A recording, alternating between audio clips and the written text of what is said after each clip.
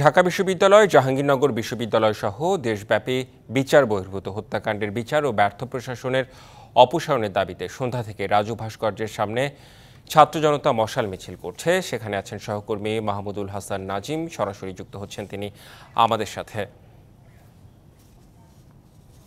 নাজিম, এই মুহূর্তে কি দেখছেন, তারা আসলে কি বলছেন, সার্বিকভাবে জানতে চাই আপনার কাছে। রেদন, একটি বিষয় জানে রাখতে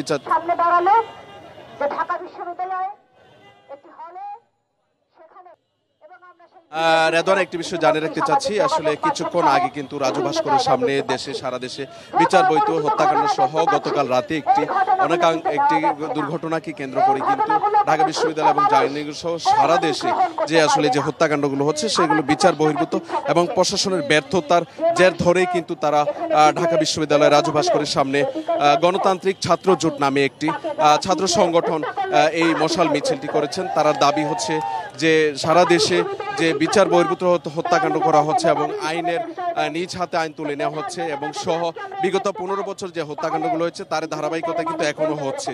তো সহ যে প্রশাসনে তারা কিন্তু তাদের অপসারণের দাবিতে কিন্তু এই মিছিলটি হয়েছে এবং তারা কিছুক্ষণ আগে কিন্তু এখানে এসে জড়ো হয়েছে এবং তারা এখানে সংগঠিত হয়ে তারা কথা বলার চেষ্টা করছে। আমরা কিছুক্ষণ আগে কিন্তু একজনের সঙ্গে কথা বলেছিলাম, তাদের আসলে যেটি জানিয়েছেন তারা বিগত 15 বছর থেকে শুরু করে এখনো কিন্তু একইভাবে কিন্তু যে আপনার বিচার বহির্ভূত হত্যাকাণ্ড হচ্ছে, তাদের বিচার হচ্ছে না, ঠিকমতো প্রশাসন তাদের কার্যত কোনো ভূমিকা পালন করতে পারছে না। সেই কারণে কিন্তু তারা এই মশাল মিছিলটি ছাত্র জনতার মশাল মিছিল তারা করেছে গণতন্ত্র ছাত্র জোট ব্যানারে। শিয়া বাটার ও ভিটামিন ই সমৃদ্ধ lily glam beauty soap. Lily, always beautiful. তারা কিছুক্ষণ আগে এখানে কিন্তু জনসভা একটি করেছে, যেই জনবসা তারা বক্তব্য দিচ্ছে। আসলে বক্তব্য হচ্ছে সেটি হচ্ছে যেই হত্যাকাণ্ডগুলোর সঙ্গে হচ্ছে তার কোনো সঠিকভাবে কোনো তার হিসেব মিলছে না এবং চারপাশে কিন্তু হচ্ছে না।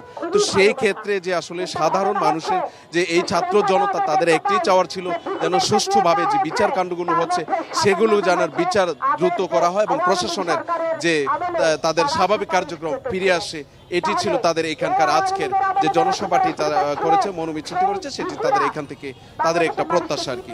তো এই ছিল রাজু ভাস্করের সামনে থেকে। আপনাকে অনেক ধন্যবাদ নাজিম মাহমুদ।